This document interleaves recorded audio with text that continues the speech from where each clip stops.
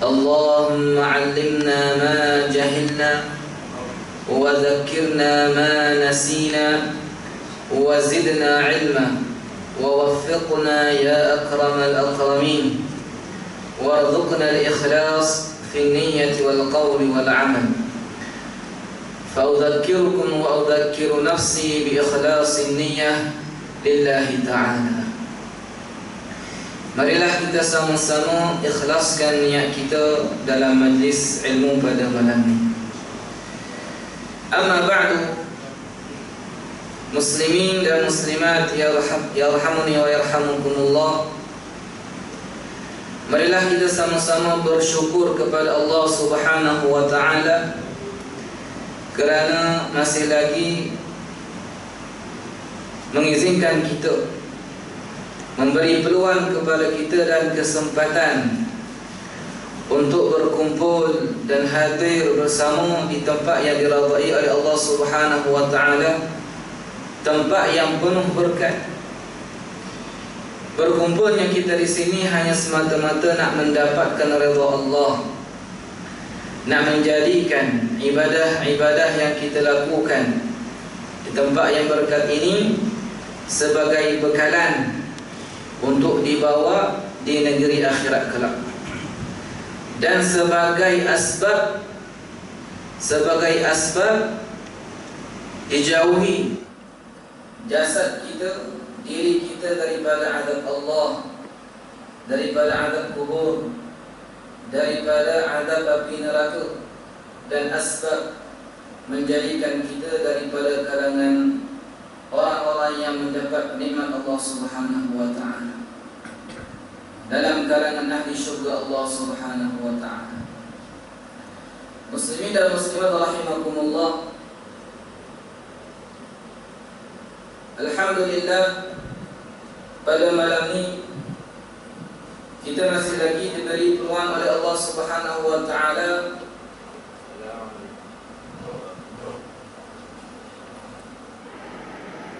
untuk mendengar atau mempelajari atau membahaskan satu kitab yang namanya Safinatun Najah.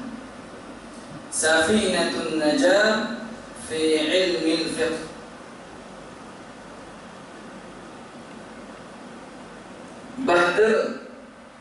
Bahtera yang selamat, kapal yang selamat untuk membawa penuntut ilmu atau untuk membawa umat Islam supaya memahami hukum hakam atau ilmu yang berkait dengan ibadah, ilmu yang berkait dengan hukum hakam fiqh. Kerana perkara ini adalah menjadi satu kewajipan yang aini ke atas setiap hamba, ke atas setiap muslim yang mukallaf. Apa maksud fardu aini? Maksud fardu aini ialah tertentu kewajipan ini ke atas setiap orang, yakni tak boleh terlepas daripada kefarduan ini. Tak dapat tidak, mesti kena tahu. Tak dapat tidak, wajib kena tahu. Maka kitab ni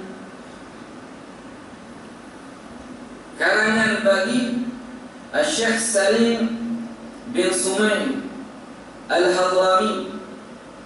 Walaupun ringkas, walaupun kita tengok kitab dia nipis, tak tebal mana, tapi kalau kita lihat sekarang, ramai daripada kalangan ulama mensyarahkan, membuat hasyiah, membuat syarahan berpandukan matan yang dikarang oleh Syekh Salim Ibn Sumaim Al-Hadrami.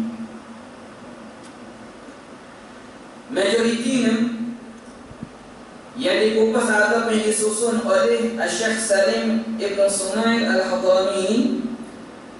Majoritinya maklumat yang berkait dengan hukum hakam fiqh.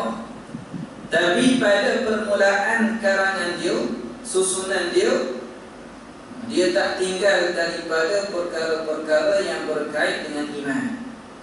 Walaupun ringkas berkait dengan rukun-rukun iman, berkait dengan rukun-rukun Islam. Sebab nak bagi tahu yang aku dahulukan ni adalah perkara yang paling utama.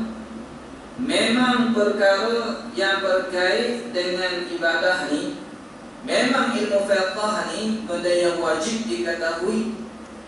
Tapi kamu jangan lupa ada benda yang wajib lagi yang mesti diutamakan daripada ilmu fiqh ni. Kerana itulah kunci dan pokok pangkal. Itulah kunci bagi sahnya ibadah, bagi terimanya ibadah kita.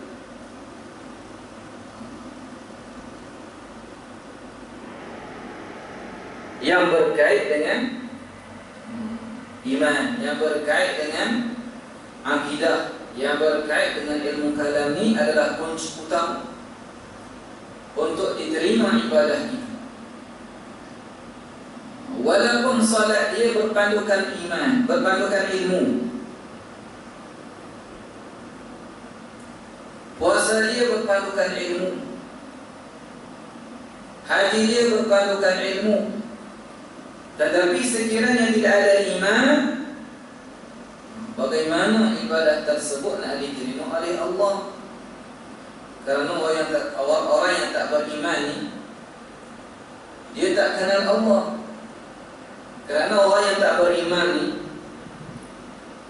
dia adalah orang yang kufur kepada Allah. Tidakkah kita dalam bulan Ramadan untuk baca Al-Quran, habis khatam, kemudian tadabbur lagi, kita jumpa satu ayat di mana Allah Subhanahu wa taala nak bagi, nak buat perbandingan amalan orang yang beriman dengan amalan orang yang tidak beriman. Allah Subhanahu wa taala berfirman, "Mathalul ladzina kafaru bi rabbihim a'maluhum karamadin ishtaddat bihi rihu fi yawmin 'asif." Perbandingan orang-orang yang kufur kepada Tuhan mereka, yakni kepada Allah, a'maluhum, amalan-amalan yang baik yang mereka lakukan kat dunia, karamadin ishtaddat bihi rihu fi yawmin 'asif, seperti debu yang berterbangan, tak ada nilai langsung pada Allah Subhanahu wa ta'ala. Asbab apa? Sebabnya tak ada iman kepada Allah. Maka sebab itulah sahibul kitab, empunya kitab ni, Safinatun Najah ni, dia tak sunyikan, maknanya dia masih lagi susun ataupun tak pada permulaan kitab dia tu berkenaan dengan rukun-rukun iman. Rukun-rukun iman. Sebab nak bagi tahu kepentingan iman tu lah. Lepas tu lah baru dia mula membahaskan tentang hukum hakam fiqh, tentang solat, tentang puasa, tentang haji. Maka alhamdulillah, bersyukur kepada Allah Subhanahu wa taala memberi peluang kepada kita untuk mempelajari kitab ni, kitab yang sangat berkat. Macam mana tak berkatnya kitab ni? Bukan kat Malaysia saja, bukan dekat tempat kita sahaja belajar kitab ni.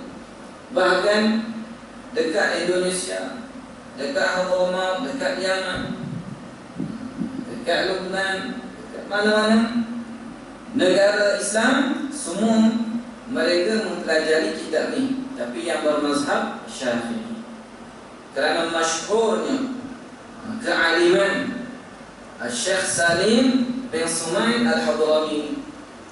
Walaupun dia daripada Yaman, walaupun dilahirkan daripada Yaman, tapi kepakarannya dalam ilmu akhirat, dalam ilmu agama ni masyhur di sebahagian besar negara. Sehingga di Indonesia disebabkan kealiman dia dan keberkatan yang ada pada kitab dia dan pada diri dia, orang-orang Indonesia menamakan masjid dengan nama Masjid Safinah An-Najah. Ada yang nama surau, ada yang pondok Safinah An-Najah. Sehingga mana sampai kepada hari ini juga kitab ni dipelajari di pondok-pondok. Kalaulah tidak berkat, tak maknanya kitab ni orang tak kenal tak? Tak kenal. Macam kitab Faridatul Faraid, macam kitab Muniyatul Musalli, seperti kitab apa lagi, Sulamul Tadi, sampai ke hari ini orang duk belajar. Habis ulang, habis khatam ulang lagi, khatam ulang lagi. Seperti yang dibuat oleh tuan arwah tuan guru pondok Seligi Pasir Putih. Setiap kali khatam Faridatul Faraid dia ulang lagi, sampailah dia meninggal dunia. Duk baca berkat kitab tu. Maka kitab ni Safinatun Najah, insya-Allah malam ni adalah malam yang pertama pembukaan kitab ni.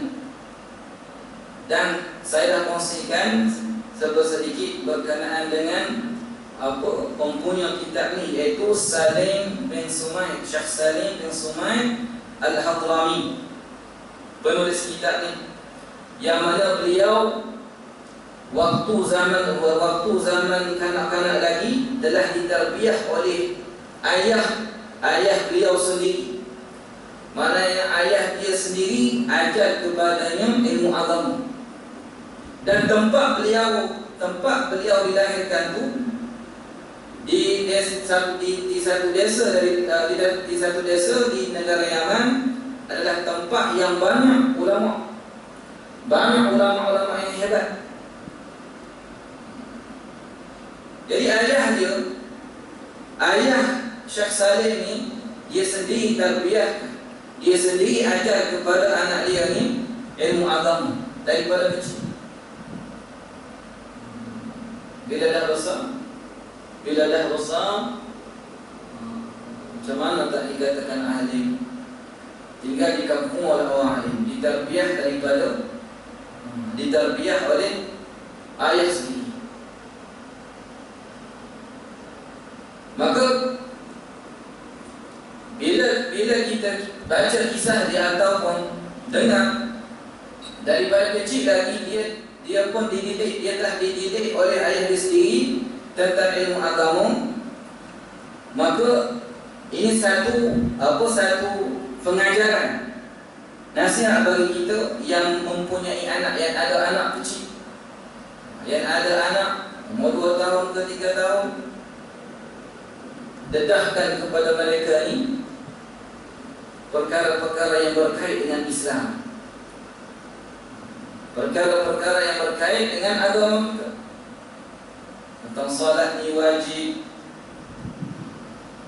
tentang apa lagi, puasa yang lepas wajib, nak pergi ke masjid, ke surau itu, fardu kifayah, menghormati pemakaian menuntut aurat, kena dedahkan daripada kecil, supaya bila dah besar dia dah faham.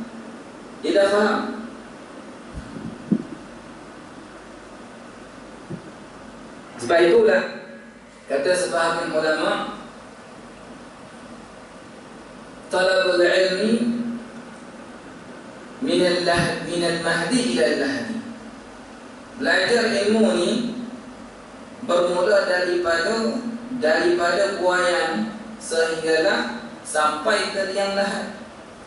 Nak bagi tahu didikan anak ni, didikan yang kita naknya daripada kecil lagi.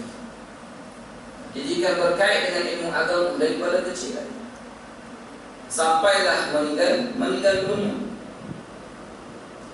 Dan bukan apa hal seperti ini ada pada Syekh Salim bin Sumail Al-Hadrami sahaja. Bahkan kalau kita lihat kepada kisah Al-Hafiz Ibn Jauzi sendiri, kisah Syekh Zakaria Al-Ansari, Syekh Islam, pengarang kitab Fathul Wahab, daripada kecil juga dibawa alih masdara dia, untuk berjumpa dengan orang yang alim hadis, berjumpa dengan orang yang alim dalam tafsir, daripada kecil bawah. Bila dah besar tengok apa yang terlahir daripada didikan tersebut.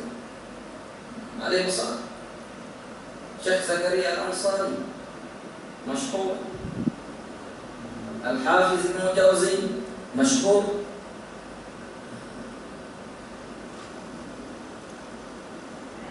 Dan Syekh Salim bin Sumail Al-Hadrami,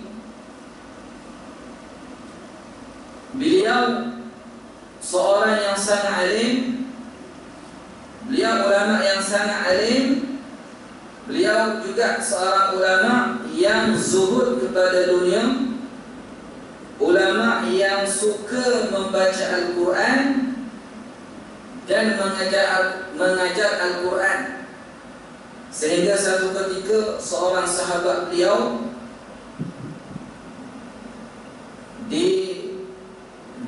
yang mana sahabat beliau melihat Syekh Salim bin Sumail ketika melakukan ibadah haji, melihat dia ketika melakukan tawaf di kota Mekah. Dia dapat mengkhatamkan Al-Quran dalam keadaan dia tawaf, dalam keadaan dia melakukan tawaf. Syekh Salim, subhanallah, hebat. Dalam keadaan tawaf dia dapat mengkhatamkan Al-Quran 30 juzuk. Yang pernah melakukan tawaf 7 kali pusingan berapa minit yang biasa? Berapa? Setengah jam?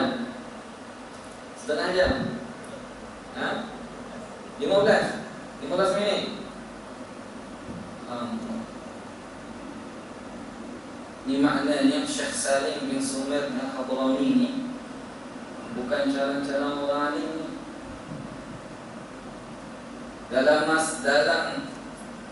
Dalam tawaf dapat khatamkan 30 juz Al-Quran. Subhanallah. Sebab itulah berkat kitab dia ni. Rugilah kalau yang tak belajar kitab dia memang nafikan perkataan daripada kitab dia.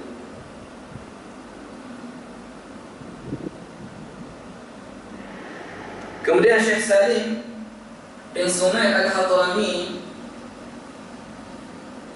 dia juga pakar dalam bidang politik sehingga dilantik sebagai penasihat kepada Raja Yaman ketika itu. Tetapi tak berapa lama, oleh kerana raja ataupun sultan di Yaman tersebut tak tahan dah dengan nasihat-nasihat daripada Syekh Salim ni.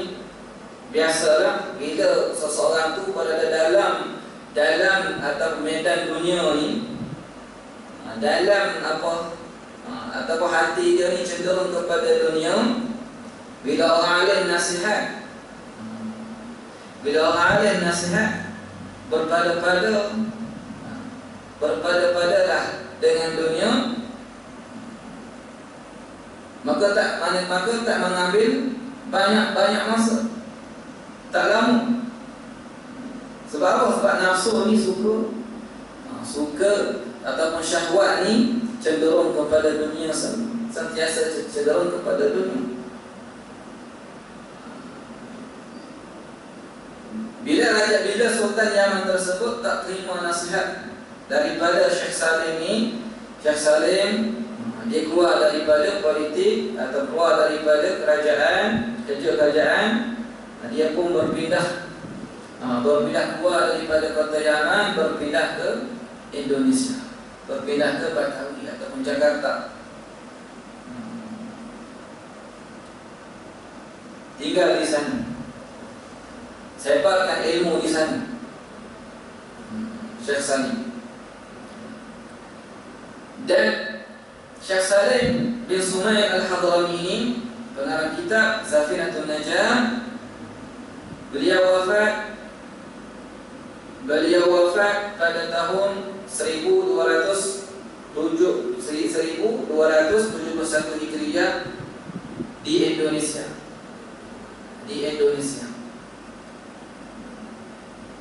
Maka kitab Safinatun Najah ini salah satu daripada kitab-kitab yang dikarang oleh Syekh Salim Sumail Al-Hadrami.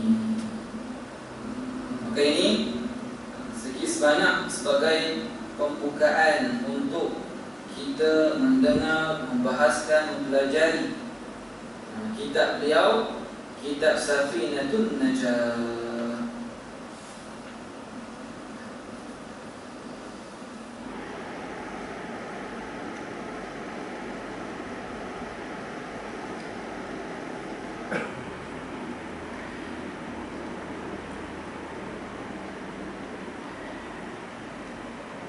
Kata pengarang rahimahullah wa nafa'ana bi'ulumihi fid darain. Kata Syekh Salim bin Sumail Al-Hadrami, Bismillahirrahmanirrahim. Segala puji bagi Allah, Tuhan yang Maha Pemurah lagi Maha Mengasihani.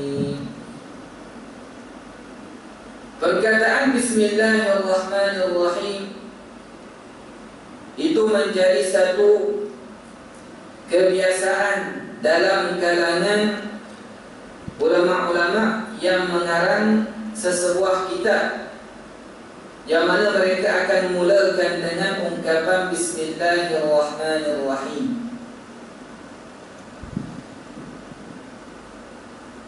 Permulaan karangan beliau dengan Bismillahirrahmanirrahim kerana 3 sebab. Yang pertama, mengikut Al-Quran. Mengikut Al-Quran, setiap surah daripada Al-Quran melainkan surah At-Taubah dimulakan dengan Bismillahirrahmanirrahim.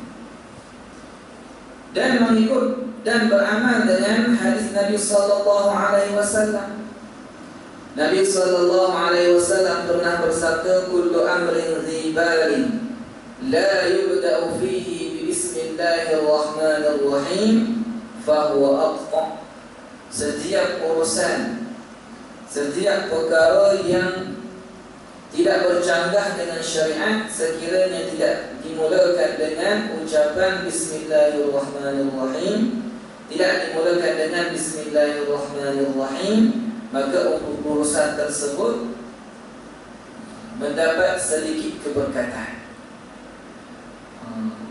Jadi dimulakan dengan Bismillah supaya apa yang dia buat ni dapat banyak keberkatan. Dan yang ketiga, nak mengambil berkat daripada Bismillahirrahmanirrahim. Sebab itulah pengarang ini memulakan susunan beliau dengan Bismillahirrahmanirrahim. Bapak yang dirahmati oleh Allah Subhanahu wa taala, lafaz Bismillahirrahmanirrahim ini Kalau kita selidik, kaji ataupun minta dibahaskan, banyak makna ni, banyak perkara-perkara yang tersirat daripada lafaz Bismillahirrahmanirrahim. Bukan hanya setakat kita tahu dengan nama Allah yang Maha Pemurah lagi Maha Mengasihani. Bahkan daripada situ banyak manfaat, banyak ilmu daripada lafaz Bismillahirrahmanirrahim. Apa dia? Yang mana dalam lafaz Bismillahirrahmanirrahim itu mempunyai nama yang khas dan nama yang am bagi Allah Subhanahu wa ta'ala. Apakah dia nama khas? Apakah dia nama am? Nama khas ni ialah nama Allah yang tak boleh kita nak sandarkan kepada selain Allah. Itu nama khas. Contoh dalam Bismillahirrahmanirrahim, lafaz Allah dan juga lafaz Ar-Rahman adalah nama khas bagi Allah. Maka tak boleh kita namakan lafaz Allah dan lafaz Ar-Rahman kepada selain Allah. Nama seketul tu Allah ataupun Ar-Rahman tak boleh kita nak namakan pada seseorang hamba Allah. Tak boleh nama bayi ni Allah, tak boleh. Tak boleh kita nak namakan Allah ni Ar-Rahman saja, tak boleh. Sebab dia nama khas bagi Allah. Nama khas bagi Allah. Dan ada juga selain daripada dua lafaz ni, selain daripada lafaz Allah dan lafaz Ar-Rahman, ada lagi nama-nama yang khas bagi Allah seperti Al-Quddus. Al-Quddus nama khas. Tak boleh dinamakan kepada seseorang bayi, seorang baby ni, anak-anak ni Al-Quddus sahaja. Dan juga Al-Qayyum. Al-Qayyum juga nama khas bagi Allah. Banyak juga ada nama. Daripada sebahagian orang yang tak faham ataupun tak belajar tentang perkara ni, memang nama orang ni Abdul Qayyum, memang nama orang ni Abdul Rahman, Abdullah, tapi dia panggil apa? Dia panggil Qayyum. Dia panggil Allah ataupun dia panggil Rahman. Tak boleh. Sebab panggilan itu panggilan yang khas untuk zat Allah. Nak panggil orang yang bernama Abdul Rahman, panggil Abd ataupun Abid. Kalau panggil Rahman saja, tak boleh, haram. Sebab dia nama khas bagi Allah. Nak panggil Qayyum saja, tak boleh, sebab dia nama khas bagi Allah. Jadi kita dah kenal tiga lafaz tadi. Lafaz Allah, lafaz Ar-Rahman, lafaz Al-Qayyum dan lafaz Al-Quddus. Dan ada lagi lafaz Al-Muhyi, Al-Mumit, Dzul Jalali wal Ikram, Ar-Rabb, kemudian Al-Fa'alu lima yurid, Ar-Razzaq, dan juga Al-Khaliq. Jadi kesemua lafaz itu adalah lafaz khas, lafaz khas bagi zat Allah.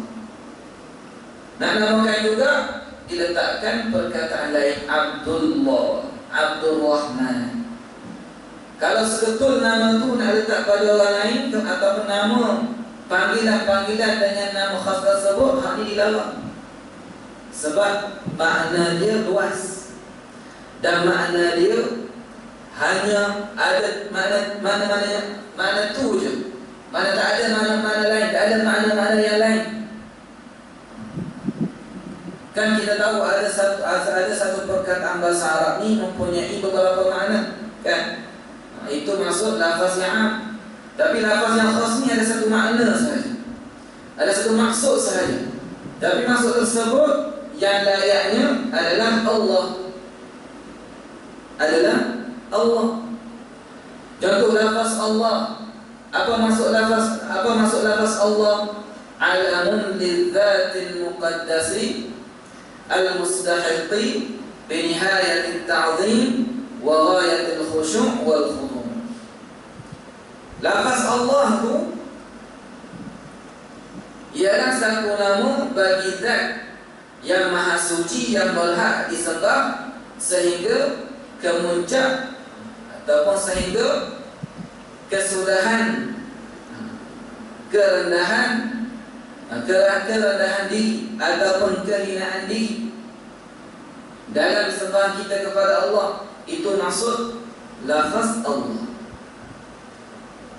Begitu juga Ar-Rahman, yang mana Allah Subhanahu wa ta'ala Maha Pemurah bagi setiap hamba, sama ada orang-orang yang beriman ataupun orang yang tidak beriman.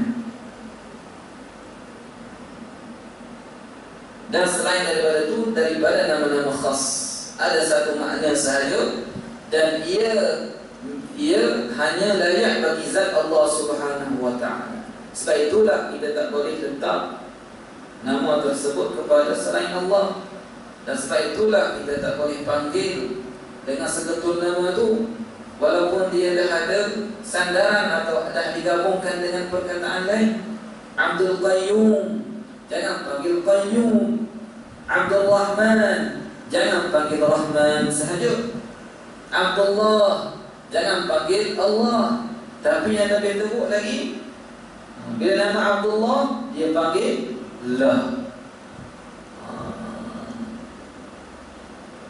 Bila ditanya kenapa panggil La, sebab nama Abdullah ni baik. Malaikat dia kata letak La tu sebagai apa panggilan, apa nama sandaran, itu tak ada masalah. La, Man.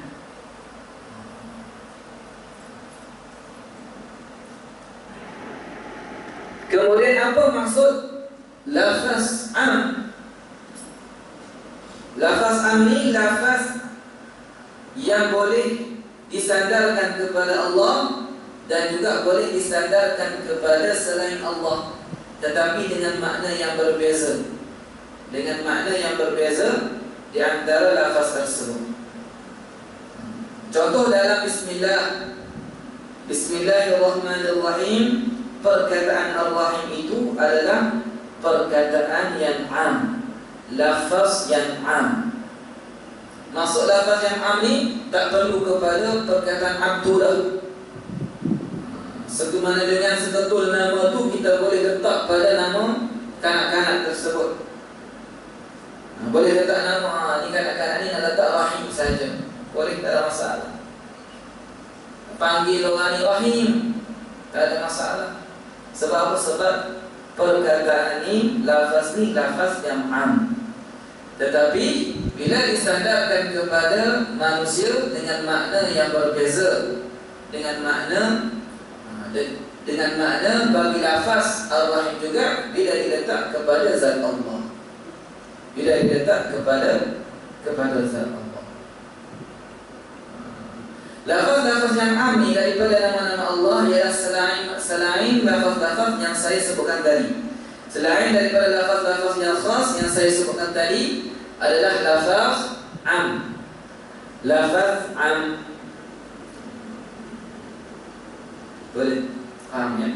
Kemudian dalam Bismillahirrahmanirrahim, perkataan atau lafaz Ar-Rahman, yang mana Allah Subhanahu wa ta'ala Maha merahmati. Jadi rahmat Allah Subhanahu wa ta'ala sangat luas, sehingga orang-orang yang kufur kepada Allah, sehingga orang yang fasik yang banyak melakukan maksiat kepada Allah, Allah Ta'ala juga merahmati dengan berikan apa? Kesihatan, kebahagiaan, kesenangan, kemewahan. Itu Itu rahmat Allah Subhanahu wa ta'ala. Tapi kat dunia sahaja, kat dunia sahaja, rahmat Allah Subhanahu wa ta'ala sangat luas, merangkumi semua makhluk, merangkumi orang-orang yang beriman dan orang yang kafir. Tapi orang yang kafir hanya kat dunia sahaja. Adapun di hari akhirat, rahmat Allah Ta'ala khusus bagi orang yang beriman kepada Allah Ta'ala sahaja.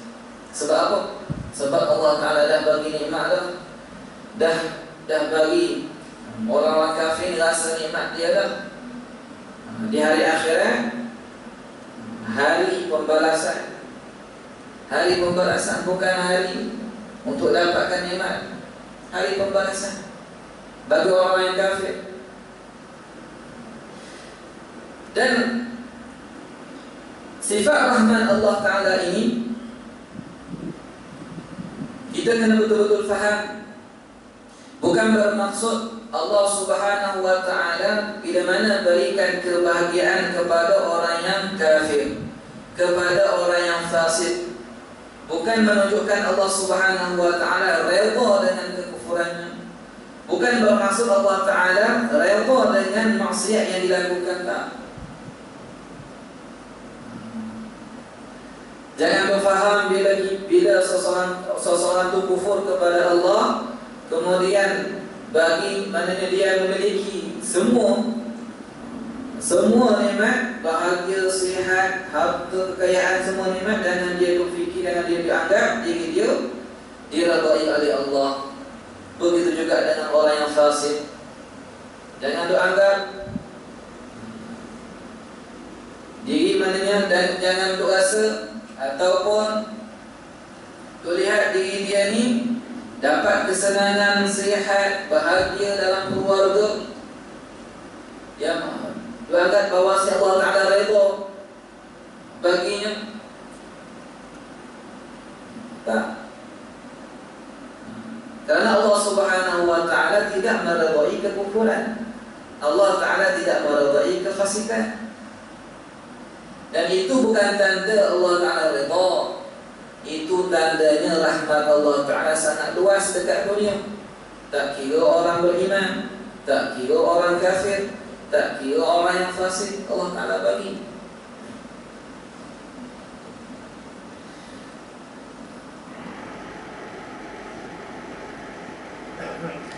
Maka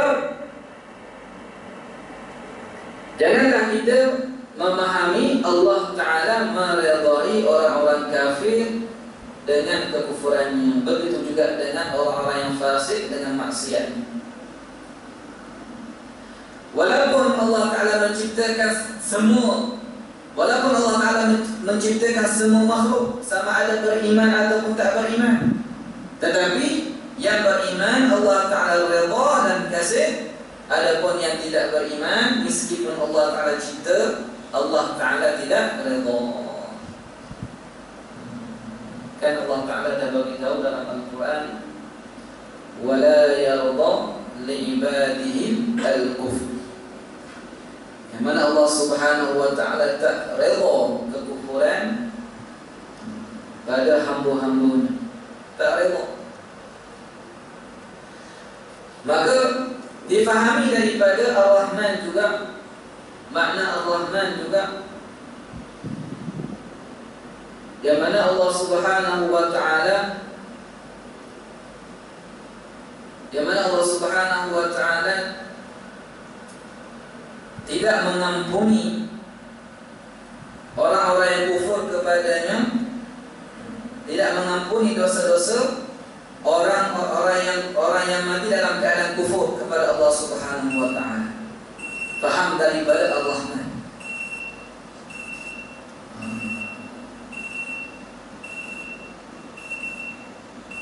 Orang yang mati dalam keadaan kufur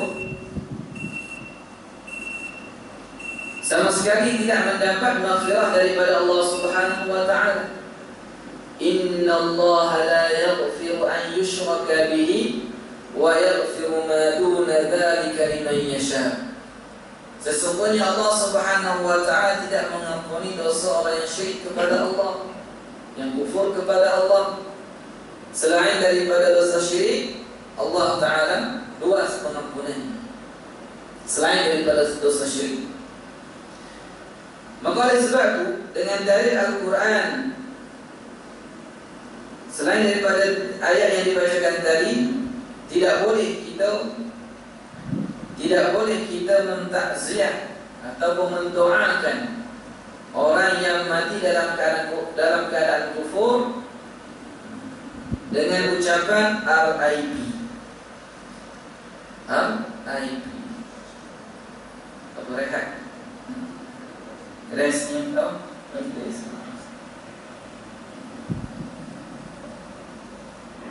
Dia dah mati dalam keadaan kufur dah. Dah nyata dah. Yang mana dia mati dalam keadaan kufur. Tak boleh kita mendoakan, ya Allah, jauhkan orang yang mati dalam kufur ni, jauhkan diri dia daripada azab-Mu ya Allah. Sekalipun dalam Al-Quran banyak daripada firman-firman Kamu yang Kamu sebut Kamu akan azabkan orang yang mati dalam keadaan kufur. Maksudnya dia mendustakan ayat-ayat Allah. Bila disebut isu ni, ada sahabat, ada Allah Ta'ala ditanya, kalau macam tu Ustaz, mana adab kita dengan orang Muslim? Bandingan dia macam ni. Tapi sebelum tu, adab kita berpandukan Al-Quran, hadis dan ijma' ulama, bukan berpandukan apa yang difatwakan oleh netizen, difatwakan oleh orang yang bukan pakar dalam alim ulama, bukan pakar dalam bidang ilmu. Jadi perbandingannya macam ni. Sekiranya seseorang tu dia pergi ke rumah kawan dia yang non-Muslim kafir, kawan non-Muslim dia jemput dia datang ke rumah, kemudian kawan non-Muslim dia sediakan air arak. Jadi kalaulah engkau kata kita ni tak ada adab, mana tak ada adab dah, kurang adab, jahat adab dah kalau kita tak ucap RIP kepada orang non-Muslim ni, maka jahat adab juga kalaulah engkau bila mana tuan rumah tu sediakan jamuan tu kau tak nak, kerana tak minum, ni haram. Begitu juga menyebut RIP kepada non-Muslim yang meninggal dalam keadaan kafir, haram juga, tak boleh. Maksudnya adab tu diambil daripada Al-Quran, difahami daripada hadis dan juga ijma', bukan daripada netizen. Adapun kalaulah non-Muslim itu masih hidup, tidak ada masalah untuk kita mendoakan dia. Semoga Allah Ta'ala murahkan rezeki dia dengan apa? Dengan hidayah. Semoga Allah Ta'ala matikan dia dalam keadaan husnul khatimah, tidak ada masalah. Tapi dalam keadaan kalaulah dia meninggal dalam keadaan kufur, dah tahu memang kufur, kemudian dia berdoa, dia telah mendustakan Al-Quran. Dan orang yang mendustakan Al-Quran tak selamat iman dia, tak selamat iman. Maka hati-hati. Difahami daripada apa? Daripada Bismillahirrahmanirrahim. Tengok, yang kita tahu dengan nama Allah yang Maha Pemula lagi Maha Mengasihani. Tapi banyak manfaat ataupun ilmu yang ada yang terkandung dalam Bismillahirrahmanirrahim. Sebab itulah zaman duk pondok dulu, lafaz Bismillahirrahmanirrahim ini memakan masa 1 bulan nak habis. Sebab dia bahas tentang akidah dalam Bismillahirrahmanirrahim juga, bahas tentang fiqh dalam Bismillahirrahmanirrahim juga, kemudian bahas tentang ilmu pula, ilmu nahu, ilmu sabah, kemudian uslub penggunaan. Kenapa Bismillahirrahmanirrahim? Apa beza Rahmanirrahim? Sedangkan kata dasar bagi Ar-Rahman Ar-Rahim ini Ra Hamim. Kata jati, kata dasar, kata yang asal Rahamim. Tapi Rahmani ada tambah alif nun. Ada Rahim tambah ya. Apa beza? Bezanya Rahmani makna dia lebih mubalagh, maknanya banyak makna yang terkandung dalam lafaz Ar-Rahman ni daripada makna yang terkandung dalam lafaz Ar-Rahim. Baik. Maka pada malam ni alhamdulillah, walaupun satu lafaz saja Bismillahirrahmanirrahim yang kita dapat bahaskan, yang dapat kongsikan, maka itu sangat bermanfaat bagi kita. Maka alhamdulillah, insyaAllah kita akan sambung pada bulan yang pada masa yang akan datang berkenaan rukun-rukun Islam dan juga rukun-rukun iman. Kemudian setelah itu barulah dimulakan dengan perbahasan mengenai ilmu fiqh. Maka daripada sini saya sudahi dengan wabillahi taufiq wal hidayah. Wassalamualaikum warahmatullahi taala wabarakatuh. Barakallahu fikum, ahsanallahu ilaikum. A'udzu billahi minasyaitonir rajim. Bismillahirrahmanirrahim. Alhamdulillahirabbil alamin, wassalatu wassalamu ala rasulillah wa ala alihi wasallam. Allahumma rabbana